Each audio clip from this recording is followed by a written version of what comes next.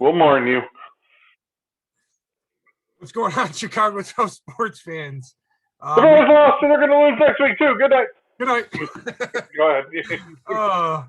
Anyways, we've been having some technical difficulties on Hitman's end here, so we might lose you. Holy. For the last 45 minutes. Yes. Yeah. For the last 45 minutes, there's been technical difficulties. Yes. And my sleeping pills are kicking in, so we need to make this quick. Anyways. And my Viagra's kicking in too, so come on. I got an 11:30 whacking appointment. Let's go. Done. That's it. No, what are we doing tonight? Oh, our week 9 Bears review. I don't know. Yeah. Right. This is how the Bears season is going for us. We don't even know anymore. Anyways, I'm Anthony. I'm here with Hitman and Scott. What's going on, guys? Hello. I don't know how long I'll be here, so I'm good. Okay. I'm good for now. Okay. Good for now. So Hitman, all your audio's in Spanish. Wouldn't shock me. Hitman's talking German. Right. Yeah, Hitman sounds like Hitler. Oh boy. Oh. All right. Let's start a quick week 8 review. Hitman, before we lose you, quick. Oh. Look. Andy's frozen. Oh, okay. No, look. It's one of those where if you're a Bears fan, it's kind of one of those bittersweet games because you're sad that they lost, but you're kind of happy that Justin Fields played his best game of the season.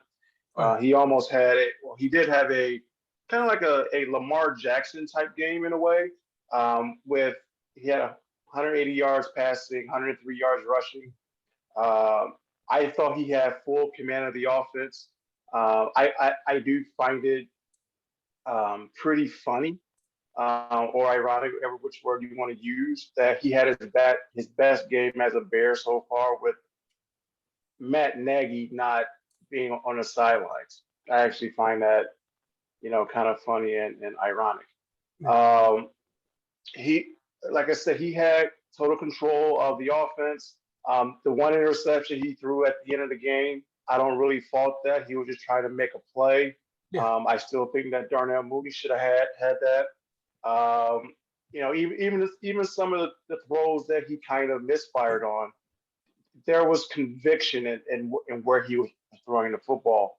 Oh, yeah. And the touchdown pass that he threw to Jesse James, oh my God! I mean, there's not very many people in this league that can make the throw he did. So look, I thought Justin Fields played a phenomenal game. Sucks had to come on the heels of the defense not being able to stop anybody, and I'm sure we'll get into that. Yeah. But overall, like I said, it's one of those games where it's bittersweet. Defense sucked, but you saw a glimmer of hope with Justin Fields. Scott, why don't you give us your thoughts? Yeah, just going off of what Hitman said, it kind of sucks that, Fields had a good game, and then the defense decides not to show up. I know Khalil Mack was hurt. Oh, yeah. He was out, and I know that has to make a difference. I mean, I don't know how much, but it makes a difference. But, like Hitman said, that was the thing that stood out to me was that touchdown pass. That was it was very Patrick Mahomes-like Patrick Mahomes 2 years ago, Patrick Mahomes. And, I mean, it was good to see stuff like that. It's, it's encouraging going forward. Obviously, you're not too confident that this team is going to win games based on, I mean, I think the 49ers are a team I feel they should have beat, but, it's encouraging, though, going forward that, Fields had a performance like that. And, he just keeps getting better every week, and then eventually, everything will start slowing down for him, and everything will be, hopefully start coming easier to him. And, he can put together, a hell of a run. I know he's got it in him. He's proven that, at least. I mean, the interception wasn't his fault. So still doesn't know how to slide. That's the only thing I always criticize him with. Yeah. And yeah, I mean that scares me. Hitman's frozen, huh? Oh yeah, he is. So We lose you, Hitman? I am. yeah, you're frozen. Yeah, No, I'm here. Oh, there you are. You're back. No, Yeah. No, but that's it. I mean, it was very encouraging to see the positives, and the negatives just came at a horrible time. So it's like the defense couldn't help him out and win that game for him. So, and yeah, I mean, that's all I got. Yeah. So yeah, I My agree with you guys. expertise. Yeah, I pretty much agree with you guys. What we saw this past week against the Niners, we saw Justin Fields take a step forward to growing into his skin as a professional quarterback. He made some really good plays. The sidearm throw to Jesse James in the end zone, that was a veteran throw, like who you said it's got like a Pat Mahomes throw. That was really good. Cole Kmet's got to start catching the goddamn football. Justin Fields threw him a good pass. I believe it was in the end zone, and he totally just botched the throw. Bears would have won that game. Kmet catches that ball, Bears win that game easily. There was one play in particular that I feel Justin Fields made. I believe it was in the third quarter. The rushing touchdown play. I think that kind of solidified him as the starting quarterback for the Chicago Bears. I think that was a really, really great veteran run that he did. The scramble and the spin move, and it was just really good. Really good. I'm going to. Yeah, I can't believe me and Hitman. Yeah, we didn't bring that up, did we? Yeah, that was awesome too. That was I don't remember ever seeing a Bears quarterback do that. I'm going to bring it up right now. I'm going to play the video for you guys because I've watched this video a ton and I just love watching it. So I'm sorry, it was the fourth quarter. They were 4th and 1. So I turned the audio off because copyright crap. I don't know what that is. Here's a little of that. Well, I mean, that is just amazing. I mean, the main thing about this particular play is that it's mainly off a busted play. If you go back and rewind that, you see that, I think it was the outside linebacker for the 49ers just completely just busted up that play. And for him, like he basically turned into an athlete. And that's exactly what, you want, Justin Fields to be. Yeah, I mean, if you look at it, like right there, you see that, the outside backer just basically kill the play, but because you have an athlete, and typically Justin Fields will be the best athlete on the field, he just went from quarterback to athlete. And those are the kind of plays that you definitely want to see from him, moving forward. He puts his hand on the defender's back and kind of pushes them away. That's just awesome right there. It's like, get out of my way. Yeah. Yeah. I mean, that's exactly what Bears fans want to see. Yes. And it's interesting that, that offense, I mean, they had design rollouts that they use things that Justin Fields, does well. They used it this past week, for him. Yeah. The only thing with the offense that I didn't necessarily like, was there was one point during the third quarter where Khalil Herbert had 4 rushes for minus 14 yards. And it just seems like every time the Bears got a first down, they went back to the same running play and basically didn't, and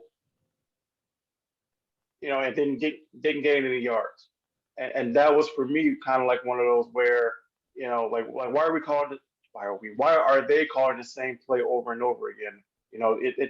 And that's why for me it's kind of like they didn't like the offensive line didn't play as well as I thought they should have, especially in the first half. Not to mention, they actually had a few penalties where they had a few screen passes that were called back for ineligible man downfield.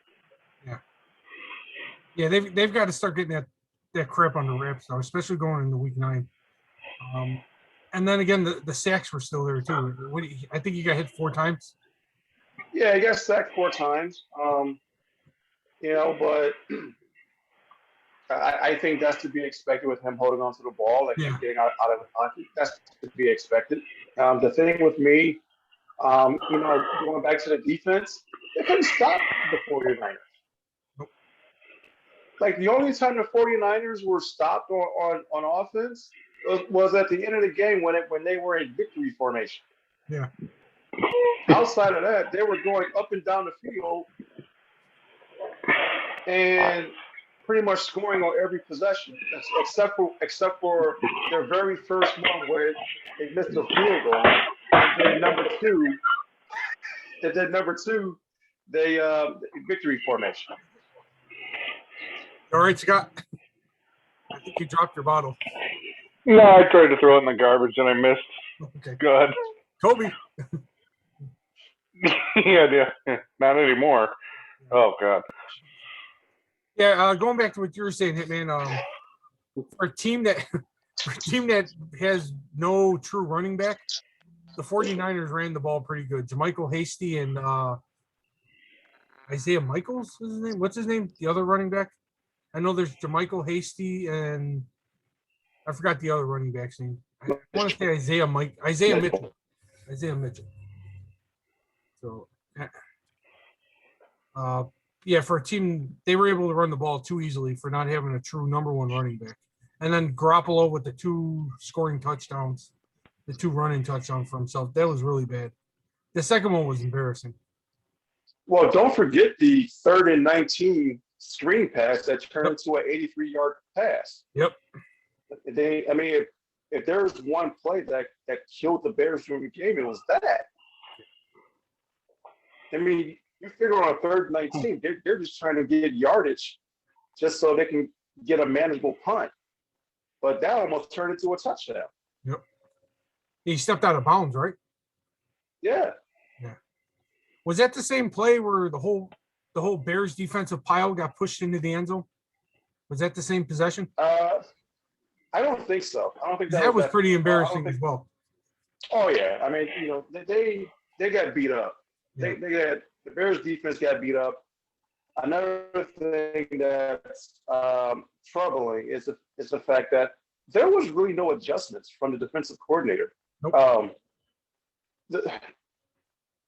The Trent Williams is an all-pro left tackle, and I don't know why they just didn't move Robert Quinn around just so that he doesn't have to be matched up against Trent Williams. Move your best defender, pass rusher around. Yeah. Just so Garoppolo had to account for him, but they didn't do that. I thought that this was by far, the worst game planning day for Sean Desai. Hey Scott, wasn't it you who said that their defense didn't even get the Garoppolo at all? Was that you or your brother? I think that was Jimmy. Yeah, but I agree with it though. He didn't. Yeah, that's what makes me mad. I don't mean to turn this to the Raiders. Like that performance that the Bears, it makes me even that more mad that the Raiders lost to them. Like that. Yeah, that kind of angers me. But I know that has nothing to do with the Bears. But yeah, I mean they didn't sack him. They didn't pressure him. They didn't hit him. Nothing. And they didn't even blitz. I mean, if you can't, I know they don't want to blitz, but if you can't get to them, with your front 4, send extra guys. And that's why I said that Sean Desai got pantsed. Because he didn't make any adjustments. Yeah, especially with Khalil Mack on too. I mean that. I understand the not blitzing thing because like him and Robert Quinn are good enough to get to the quarterback, but when you're missing somebody like Khalil Mack, maybe throwing a blitz or two, especially if you're not getting to them. Yeah, I mean you gotta. I mean I don't want to say any quarterback in the league, but I mean most 80% of the quarterbacks in the league, if you give them all day in the backfield, they're going to pick you apart. Yeah. Yeah. So, I mean, yeah. Absolutely. If they're not afraid of getting hit, I mean that's half the battle for them. So. Yeah, I mean, I don't necessarily know if the reason why they're not blitzing because they don't trust the corners outside of Jalen Johnson. And I mean, Eddie Jackson left. I think it was after the second play of the game. he hurt his hamstring. But I don't know if there was a reluctance to blitz because of that. But I mean, Yeah. you had to try and do something because you were getting no pressure at all. Garoppolo was way too comfortable back there. They should have tried to pull some kind of stunt up front with the linemen. I mean, like you said, something, blitz somebody. I don't care who it was, blitz somebody. Send somebody, Yeah. try and get someone in his face. And then when they were getting some kind of pressure, the 49ers did a really good at chip blocking. I don't know if you guys noticed that. I watched the highlights before we came on tonight. They did really good with the chip blocks from the backfield, out of the backfield. Yeah, you know what's interesting? It's like during the beginning of the game. I mean, Robert Quinn did get some pressure, but that was it.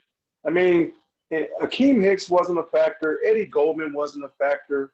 No. You know, they paid all that money into the defensive line, and got no production, none whatsoever. And that's Scotty. You said Khalil Mack. I mean, yeah, I mean they missed him, but you still should be able to generate a pass rush against the 49ers offensive line.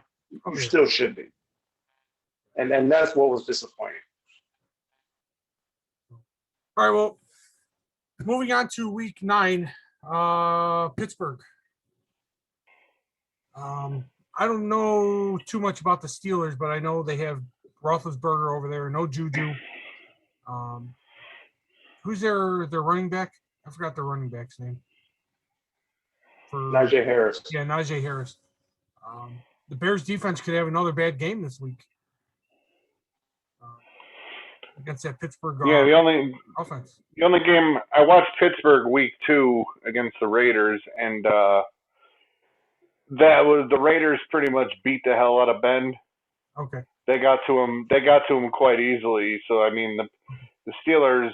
I mean, the Raiders always make it a close game, but I mean, yeah. I mean, if the Bears can get to Ben and hit Ben, I mean, Ben's not the same guy anymore. So, and the Raiders beat the shit out of him. Like they hit him at least 15 times. Well, maybe not that many, but like at least 8 to 10 times they hit him really good. And he was off the whole game. So I mean, Bears definitely have a shot, barring if they can get to the quarterback or not. I don't know. I'd say that's the key because Ben, a shell of Ben Roethlisberger. If he's not going to get hit again, like I said, he can probably still succeed. Yeah, being still has what arm. I mean, he still knows what the hell he's doing. But I mean, the Bears just got to get to him. If they can slow him down, I mean, I think the Bears are going to easily win. I really do. Yeah. That's good. I'm glad you're that confident because I'm not. I'm not confident. No. I just think that they're the worst of the bad teams, if that makes sense. They're better at being worse. Pittsburgh? The Steelers? The Steelers, yeah. Just based on what I saw 6 weeks ago. Well, I mean, yeah, I mean, you're right. I mean, if the Bears can get to Roethlisberger, they should be okay. But if Khalil Mack is out after the bye week, then right. I don't know how productive this defense can be. I'm also concerned about the Bears offense, especially the offensive line. I mean, they're going to have a rookie right tackle going up against T.J. Watt, who has 8.5 sacks. I don't like that matchup unless they're going to help him. I hope they help him, but I just don't. I don't. Here's the injury thing I just pulled up here. I just don't see a way, the Bears can win. I mean, they've been really crappy in terms of stopping their run, and Najee Harris has been really good at running the football over the past few weeks. So, I mean, I just don't, see a way. I mean, unless Justin Fields has a unbelievable, game where he throws for 300 yards and rushes for another 150, where the Bears have an opportunity to win. I think he could do that against Pittsburgh's defense. That defense is ranked 6th in the league. I think Fields could have another game. If Pro Football Reference was correct. So, you know, and like I said, I mean, I just don't, I'm not confident in terms of here. I was more confident 3 weeks ago, that the Bears can win this game, but I'm not now. Like after the Bears had their win, I think in week 5 when they went 3-2, and we were looking at the schedule, and we were like, yeah, you know, the next 2 games are winnable, or the next 3 between the Packers, the 49ers, and now the Steelers. You know, those were 3 winnable games, but you know they could easily go now 0-3. Hitman, every week we do these videos, you get more sad. No, you know what? You're starting to slouch in the chair now. Well, you know, sorry, I should work on that. You know what? It's one of those where I'm dead. Right. Sit up straight, son. Posture. That's why we're losing subscribers. God damn it! You know, it's not the fact that of being depressed, is being realistic. I mean, right now everything is about Justin Fields. Yeah. I mean, we know what this team is. This team is not good. I mean, what else can we say? I mean, that sounds like a Scott analysis. Yeah, I mean, yeah, show's over. Bears is not bad. good. Show's over. Yeah. You know, but that was almost the show today when you were fucking freezing and scatting and echoing. That was almost the show we were going to do today. I told Tony, fuck it, I'm just going to say the Bears lost and they might lose again. Good night. Yeah. But I mean, but like I said, I mean, that's kind of where we are. I mean, everything right now is dependent on Justin Fields being good every week, and we say that every time we come on. That's why Bears fans are tuning in. Like if the Bears go 3-14 and Justin Fields is really good in those games, it's fine. Yeah. So, all right. Well, I do have a couple things. okay. So, you know how I generally will talk about the family when it comes to the Bears? Yes. The Pittsburgh Steelers are also a family-run football team. I did not know that. Yeah, they're a family-run football team, and they run it well. The Steelers have been around for 88 years. Yeah. You know how many head coaches that they've had in 88 years? Only 2 that I can remember. 4. 4. Yeah. One guy I never heard of. Then there was Chuck Noll, Bill Cowher, and now Mike Tomlin. The Bill Cowher Power Hour. See, that just goes to show you that. And here's the thing with Mike Tomlin. Mike Tomlin is a defensive guy. He's a cover 2, 4-3 under Tony Dungy. But he lets other people do stuff. He manages the team. That's why Mike Tomlin is well respected within the league and with the Steelers. That's why he will always have a job until he decides he wants to quit. And plus the fact that he's been really successful since he's been there. And you see the difference between, you know, the Rooney family and the McCaskies. That's why I've always said it comes down to the family. You don't necessarily have to sell the team, but you can put people in place that know what the hell they're doing. The Rooneys know how to do that. Does Tomlin have any Super Bowls with the He's been to a couple. He's won one. Okay. Yeah, I couldn't remember if he had a Super Bowl or not with them. A victory. Well, he won it. Remember in 2008, that was the one against the Cardinals where, if you remember, I think it was James Harrison. I remember that the Super Bowl. Antonio Brown was the Super Bowl MVP. I'm sorry, not Antonio Brown, Santonio Holmes. Tomlin's been with Pittsburgh that long? Yeah. Oh my God. Okay. Yeah. And they lost. Didn't they lose to the Packers? Am I remembering that right? Yep. They lost. He lost to the Packers, and he beat they beat the Cardinals. Right, right. God, yeah, that was a while ago. Yeah. Hey man, I think that was sooner than 2008. No, I think That they sounds won. right. That sounds right. Well, they won in 2008, but they lost to the Packers in 2010, 2011. Okay. Okay. Well, But they won, 24 divisions. jeez. You know, the team is a matter of consistency. Granted, it helps when you have Roethlisberger, Yeah. Yeah, dude was good when he first got to the league. but I mean that's the difference. I mean, between both these organizations, you have one family that knows what they're doing, the other one that doesn't.